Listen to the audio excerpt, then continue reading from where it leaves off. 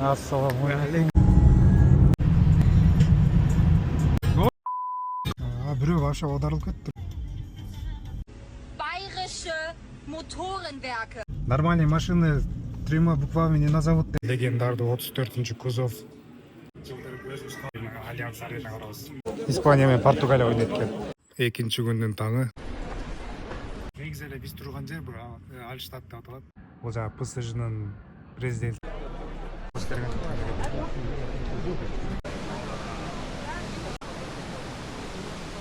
Бул деген ошол кезде Бавариянын ханы Людвиг экинчи тарабынан курулган. Жакта бар экен да адамдар. Бул жер 12 евро маңдайында турат, пожалуйста. Все, бөлөшкө алышы. Баарыңыздарга ассаламу алейкум. Көптөн бери ушундай узун видео тарта элек болчумун. Кылжа айынын 8-и болуп жаткан маштабыбызды таштадык. Бул Германиянын Бавариясынын Нюрнберг деген чоң шаар бар. Ошонун жанында дагы бир кичинекей Швабах деген шаарчы бар. Ошол жактан чыгып баратам. Автобусту күтөбүз, азыр могул тараптан келет. Айлана чыры ушундай. Бул жакта жүгөрү өсүп атыптыр. Мына автобусубуз келет атат. Темир жол бекетине барам, анан автобус менен кетебиз.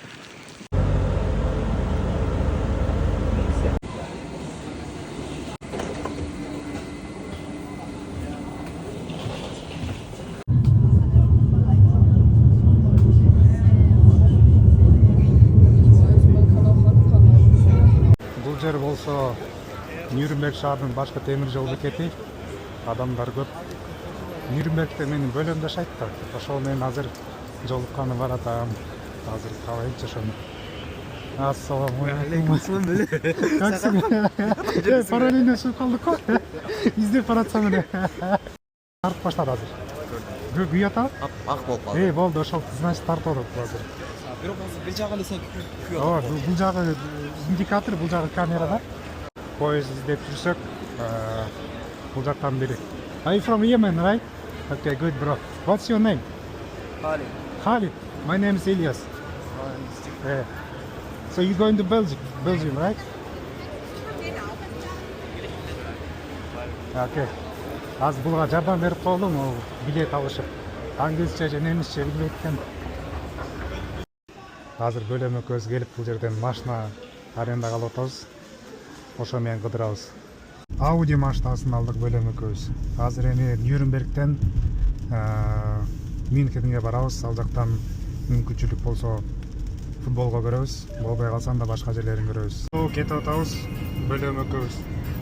Бөлө деген үрдү коюп алып.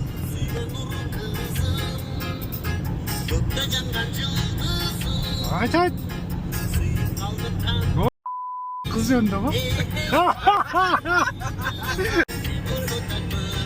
Кстати, бөлөм деген эме болуп иштейт мындай.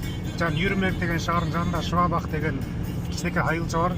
Ошол жердин айыл өкмөтү.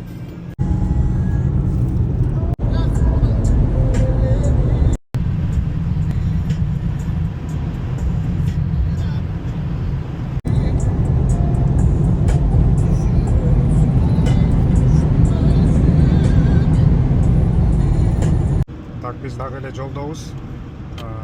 Мюнхенге 18 мүнөттүк жол, 26 чакырым калды. Аба жеңил машина айдап барат эле могул жерди ачкан мага адат болуп калды, могул жерди басканчы. Анткени бизде чоң машинада ретардер бар да, бул жерде горный тормоз. Биринчи бассам мындай кыймылдаткыч булук туруп токтойт. Бул да жок, муну бассам бул иштеп кетип атат. Мейли.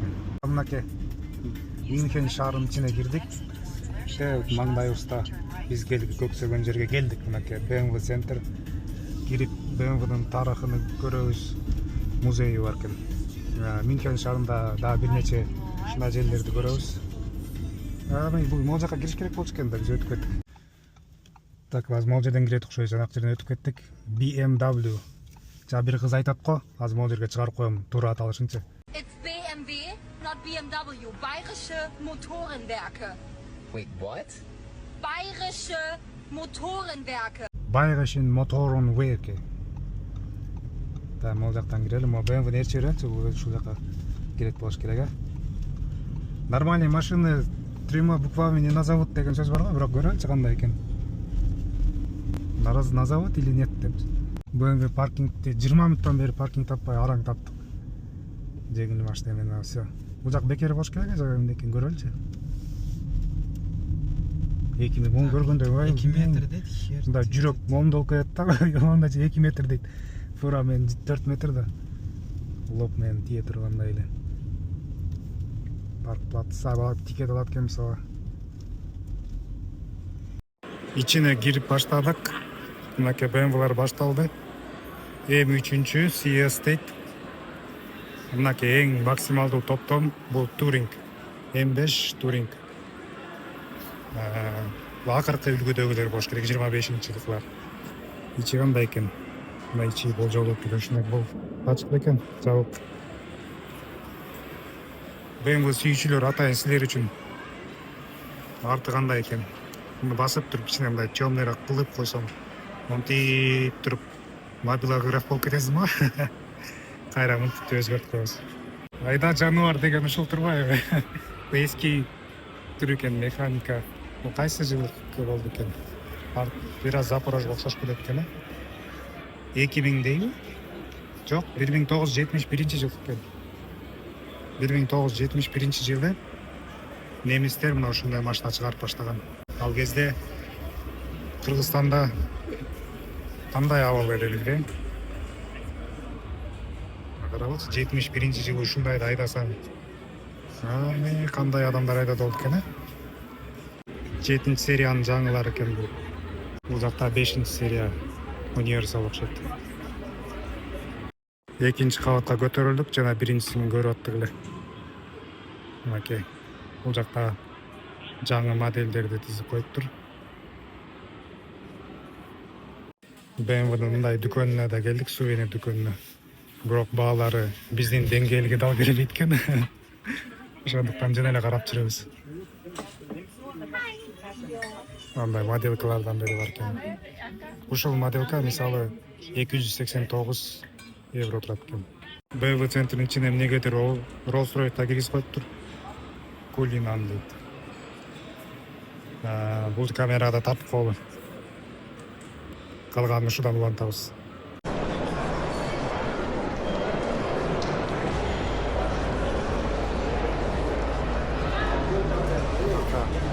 Эң акыркы үлгүдөгү Rolls-Royce бар экен. Spectre дейт. Мында тартып коелу.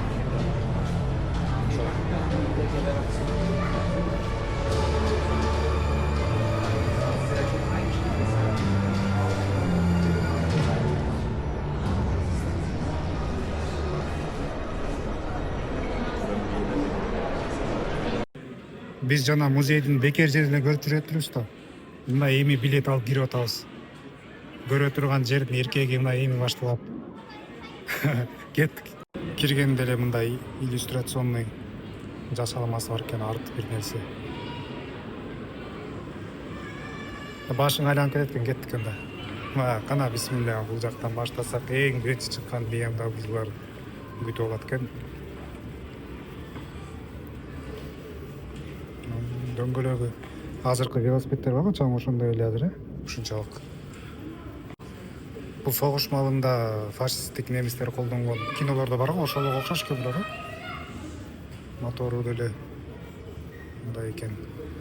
Легендардуу 34-кү кузов универсалы тазасынан дейт го. Мына ушул жерде турат. Менимче бул заводдон чыгып туруп эле ушул жерге коюлган болуш керек. Ушул BMW-ны көргөндө эмнегедир башкача сезимдер боло берет.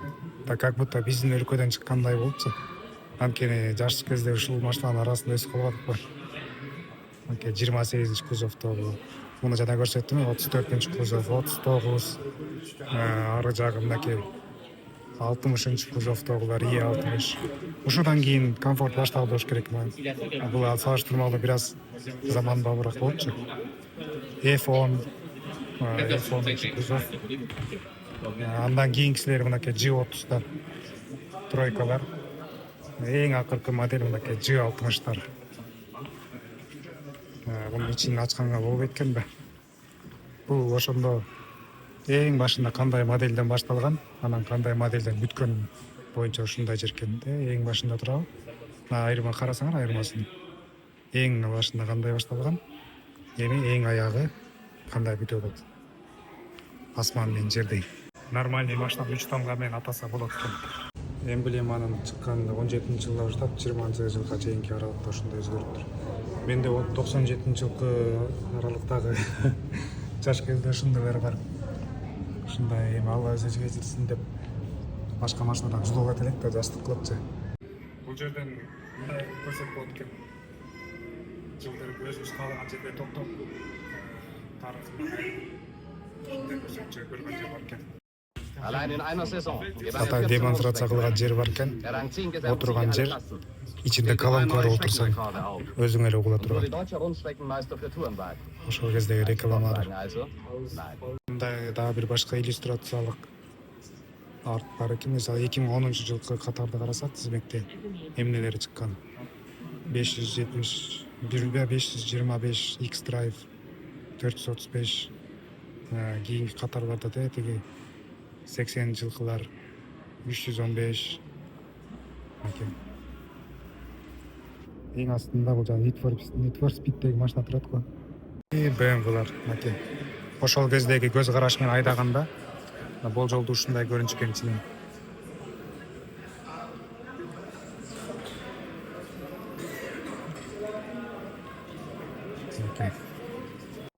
Башкачараак дагы бир моделин карап көрөлү. Ичинен айдагандай болчу. Ушундай көрүнүшкөн.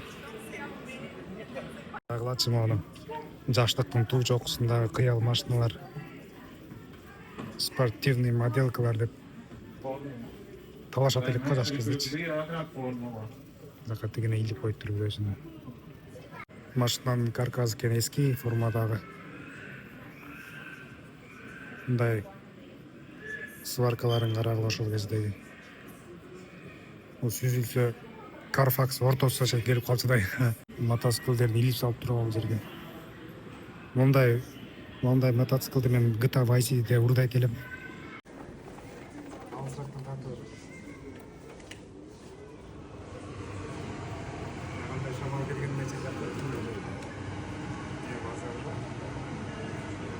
Мына ошол машинаны кыймылдатып турган BMW-нын кыймылдаткычтары. V-образный BMW Power дейт. Аркы жака чейин катары менен ушундай экен. BMW P75 даже 12-лик экен. V-образный 12 цилиндр. Турбинасы турат, жанакы көчөлөрдө фичиң дегендер бар го, ошолар да турбинасы. Реактивный кыймылдаткычтар. 1944-жыл согуш кездеги мынакей ушундай учактарга кадалчу экен. Бул жакта мындай кыймылдаткыч. Бул болсо мындай Focke-Wulf дейт. 1944-жылкы 26-жылкы кыймылдаткычтар бар экен, алар карачы.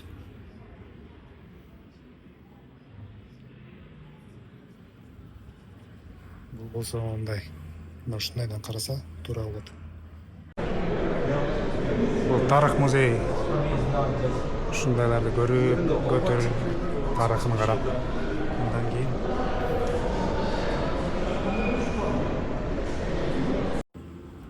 мондай модель бар экен. Бул бирок серийный производство чыга элек болуш керек. Ичи дагы башкача, футуристикалык стилде. Бул жакта дагы бир башка футуристикалык стилде машина бар экен, бирок бул 2009-жылы эле чыккан экен. Кинолордо да көргөн элек го, билесиңерби? Эсиңерде болсо. Ичин карагылачы. Бул камера эмес экен да, бул күзгү эле экен.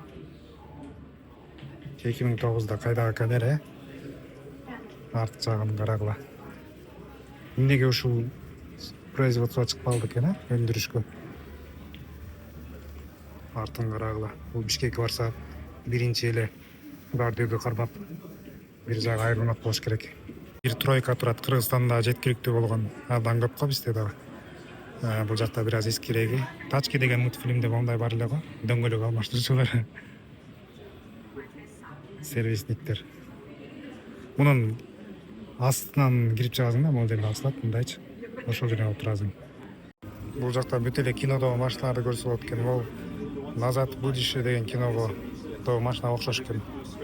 Же балким ошол капталынан Ягуарга окшош машина, бирок алдынан карасаң бул BMW. Мындайды дагы өндүрүшкө чыгарбаган, анткени чыгарганда көрмөкпүз да. Да бир аз бассак Ferrari сымал турат.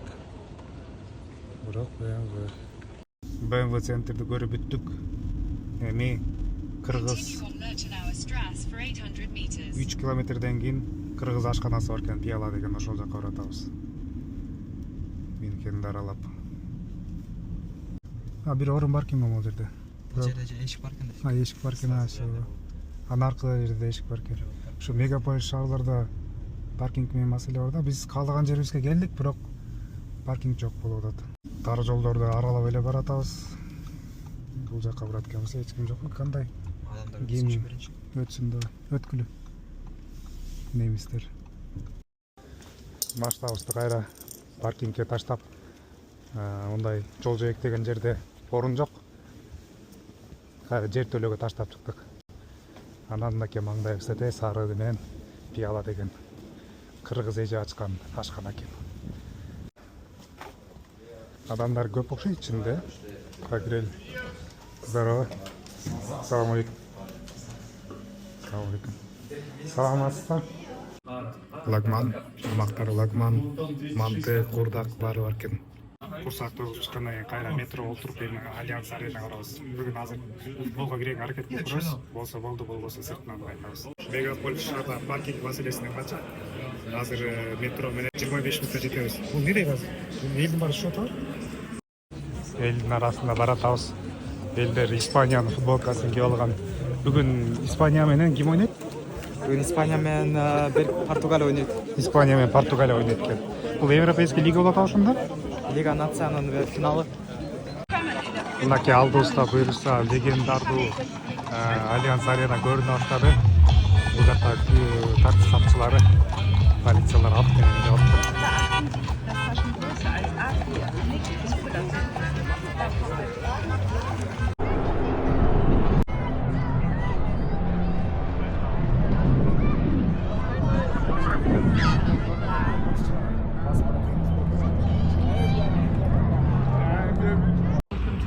Азыр бир аз болсо да жакындадык.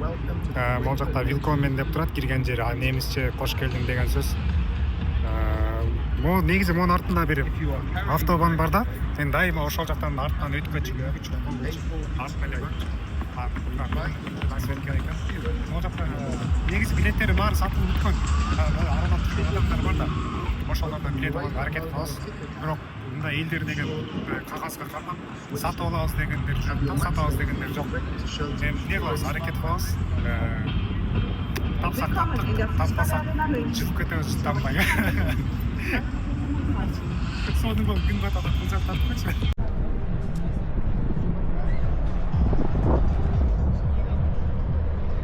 Эми артка кайтып атабыз. Билет жок, эч ким саткысы келбейт. Ошон үчүн жана айткандай жытпамай жылап турган болдум. Бул жактан түз эфир таап алдык. Камера катып калды го. Ушул нерсе могул ичинде болуп атат азыр. Мына кайра иштейт, Роналдо жүрөт ичинде. Бул Португалиянын атын ойноп атат, бул эме да Альянсда ойноп атат. Ал клубда бул болсо национальный команда. Мынакей гол киргизди. Португалия могул кара батыр киргизди. Метрода кетип атабыз. Мюнхен шаарында футболго байланыштуу бүт хостелдер, бүт жактар толуп калыптыр. Ошондуктан машинага жатканга туура келди. Мындай эле гробто жаткандай элебиз го. Бирок ыңгайлуу экен. Универсал машина туш болду дагы жакшы. Паркингге 15 евро төлөдүк. Жатабыз эми. Негизи Германиянын мыйзамы боюнча жатканга болбойт экен, бирок мындай жер төлөө паркингге кире алганбыз, эч ким көрбөгөндөй кылыпчы. Ошол жакшы жаткыла эртең улантабыз. Экинчи күндүн таңы жатаканабыздан тагыраак айтканда парковкасынан чыктык. Мюнхен шаарынын борбор жактарынын райондорунун бири. Азыр эми бүгүн майрамга байланыштуу бүт жер жабык. Бир аз тамак жегени кафе издеп жүрөбүз. Көрөлү табат экенбизби. Эч ким жок го, тыптынч экөөбүз эле. Велосипедин байлап алыптыр. Батыраак жетели ошону. Куйт деп артыңан жетип келген полиция. Ол жака, сол оң жака болчу. Сырттан ачык кафе таппай койдук, ошого метрого келип туруп, азыр кичине борборлук бөлүгүнө барып, ошол жактан издеп көрөбүз. Метросуна олтурдук. Биздин өлкөдө 3 күндүк даватка чыгат эмеспи? Германияда метро монтип отургучка таштап кетет экен. Ушул жерден окуп дават аласыңар депчи, ушинтип таратышат экен. Борбордук бөлүгүнө да келип жеттик, эң туристтик местага. 3, 2, 1 дегенде мондай популярдуу зданиясы чыгат. Эмне деп аталышын деле билбейм, азыр картадан карайбыз. Караш кандай сонун кооз. Бир эле нерсе кооз эмес экен, бул Израилдин желеги. Калган баары сонун. Эртемен адамдар аз. Бирок мындай түштө ушул жерде кечкен маал бут коерго жер жок болуп калышы мүмкүн да.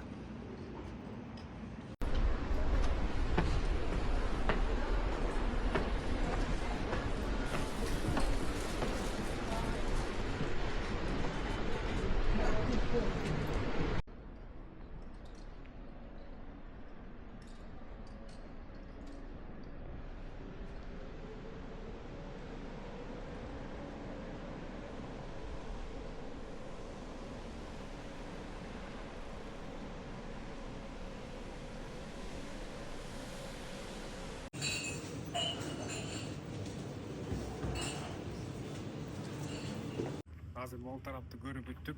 Эми бул негизи эле биз турган жер бул Альштадт деп аталат. Бул немисче кыргызча отургондо бул эски шаар деп түшүнүлөт. Бирок айлана чөйрөгөн карасаңыздар курулуштар реконструкцияланган, ошон үчүн эски курулушту эле эстетпейт. Бир аз эми атмосфера берет экен. Бул жактагы бул болсо ошол Resident House'дун музейи экен. Анын артында Resident House өзү бар экен. Азыр ошол жакка барабыз. Азыр Resident House'дун ичине да кирдик. Могул жакта мына ушул Resident House экен. А бул жакта анын паркы бар. Resident House'дун маңдайында кичинекей ушундай парк бар экен. Жанында Диана Темпл деп коет экен муну. Эмне кызыгы бар экен? Барып көрөлүчү.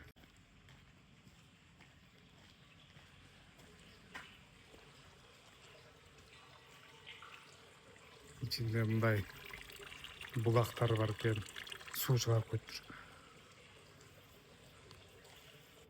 Болжол менен ошо эски салынган, кооздук үчүн салынган имараттардын бири окшойт.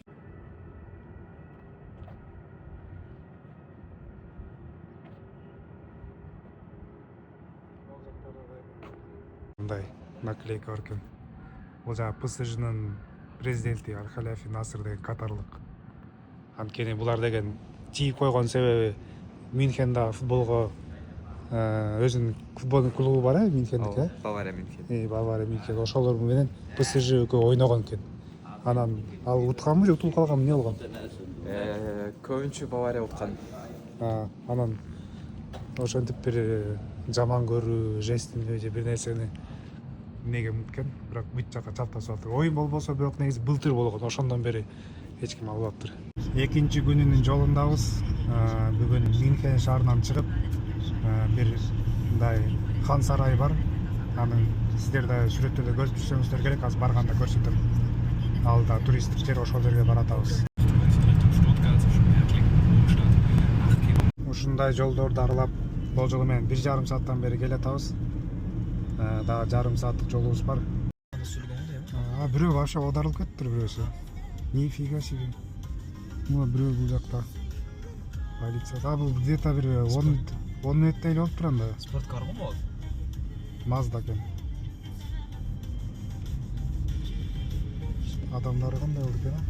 Эч ким жокпу ичинде? Айырбак жанында иштептир. Дагы 10 чакырым калды. Көрдүм. Забакты көрдүңбү? Көрдүм. Ошонун эле ортосунда. Ошонун ортосунда экен бе? Ортосунда. Жакындаган сайын туристтер көбөйүп палаткалар менен келип алып турган. Ар биринде палатка бар экен. Муну жайганда Эвересттеги лагерьдер болуп калса керек. Келип жеттик, мынакей буюрса. Машинаны таштайбыз. Бул жака посадка эмес эми. Мына могул жерге, биз турган жер бар, кызыл жер. Могул тегил замок. Вот, бул жактагы замок. Азыр ушуга көтөрүлүп чыгабыз. Автобус 4 евро экен. Жөө бассаң 15 мүнөттөй чыгасың дейт, бирок өйдө экен өйтө элет. Ошого деген калориялерди аяш керек. Чыгабыз деп тыркыйып калбайбы да. Тикет жөнүндө билгилейм. Ошону билсең жакшы болот. Автобус күтүп атабыз, бирок адамдын көптүгүнөн бир автобуска болжол менен 40 адам батса, бул жерде 200 бар. Күтсөкпү же бассакпы деген бизде вариант болуп атат да. Азыр эмне кылабыз? Басалы? Автобус менен барайык, кайтканда пешком түшөлү. Же көпкө күтүп калбайбызбы? Так, мына автобус келди. Ушул автобуска жетишет экенбиз.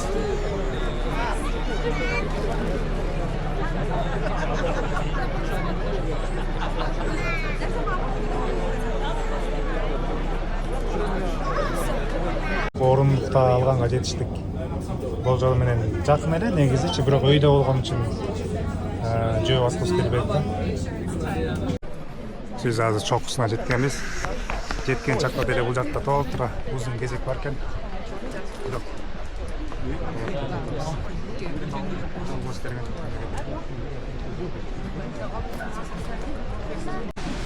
Кезегибиз жакындап бартат. Азыр могу жакка киргенден кийин жанакы хан сарайга соонун көрүнүшү ачылат. Ана 3, 2, 1 деп туруп санасак жетишпей калдык.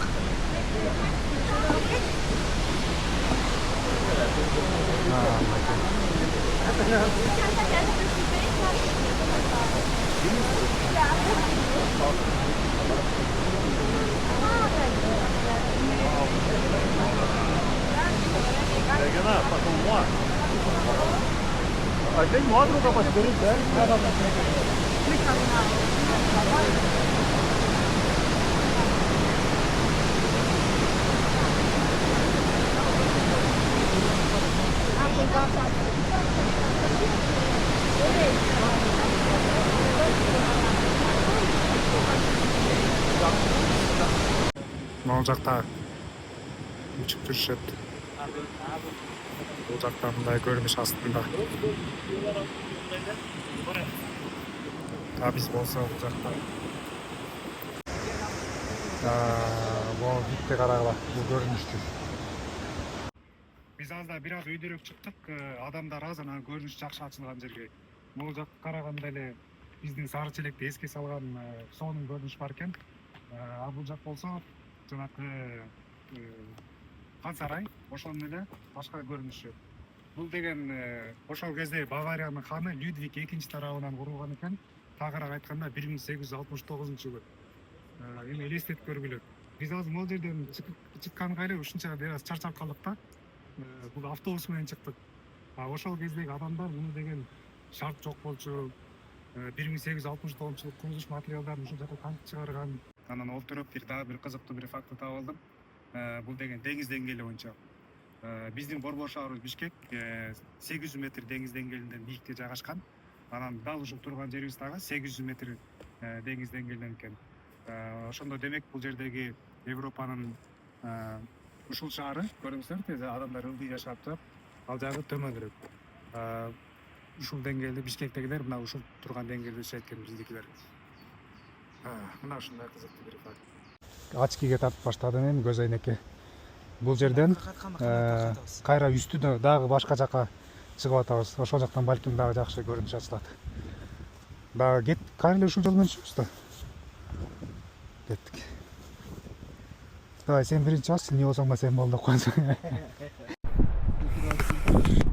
Дальше кеттикбиз.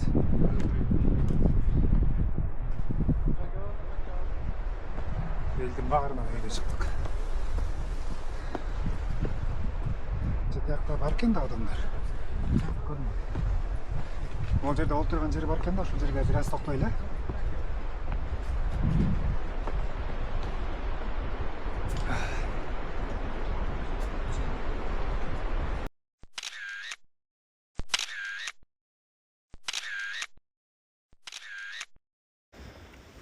чыккандан түшмөйү бар дейт.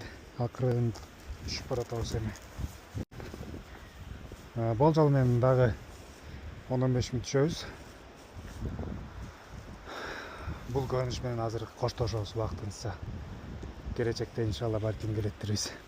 Автобус менен кайра түшүп баратабыз Ылдыйга. Убакыттан үнөмдөп, жөө түшсөк, балким жарым сааттай түшмөкпүз. Болду эми ал жактагы сапарыбыз карыды. 7-чи автобан менен кетип атабыз. Азыр Нюрнбергке чейин болжол менен 1 саат 40 мүнөт, 2 сааттык жол бар.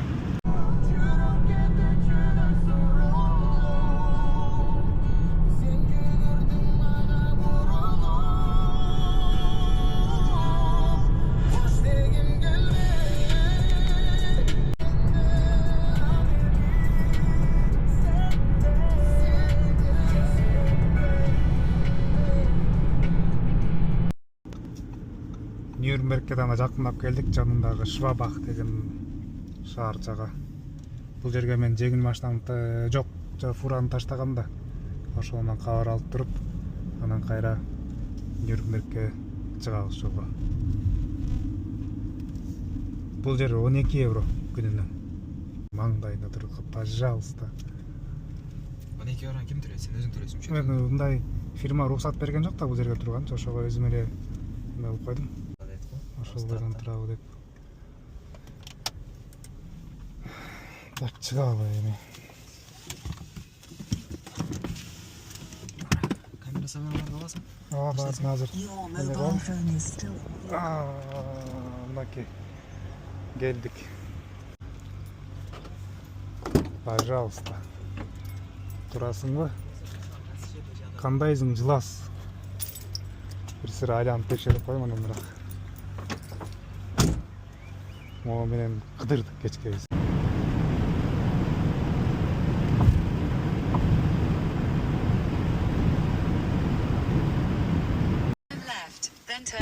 Биз жеттик машинаны тапшырган жерге.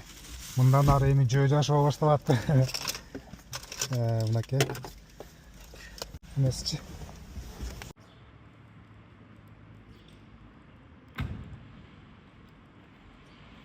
Болду.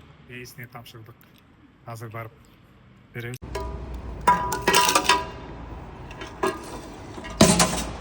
Машинаны тапшырып, жөө калган соң шаарга кирип, түрктөрдүн ашканасына кирип, мондай Искендер кебапты курсакты тойгузабыз. Андан кийин кайра бир нерсе кылабыз, же болбосо ушу менен тарап кетебиз. Жолукпайдын тарамайы бар дейт.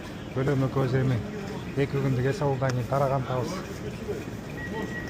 Контентибиз ушу бойдон болду эми. 38. Мейлим сенин колуңду кармабайм. Все, бөлөшкө души.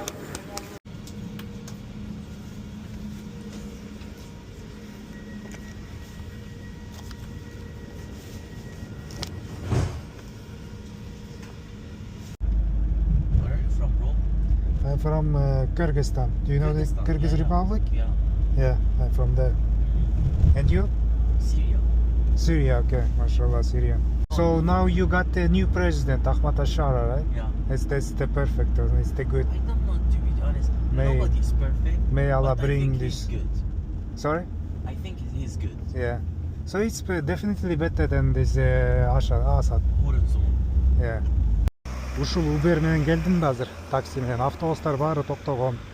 Жанакы эле кайра май куючу жерге парковкасы бар, ошол жерге келдик. Ушуну менен аяктайт. Чыгарылышыбыз 2 күндүк. Баарыңыздарга көргөнүңүздөргө жазылык. Жараткан өзү жар болсун. Баарыңыздарга рахмат, ийгилик. Бул жака дүкөнгө кирип, керектүү нерселерди алып, машинага барам. Ошо менен макул. Баарыңыздарга чоң рахмат.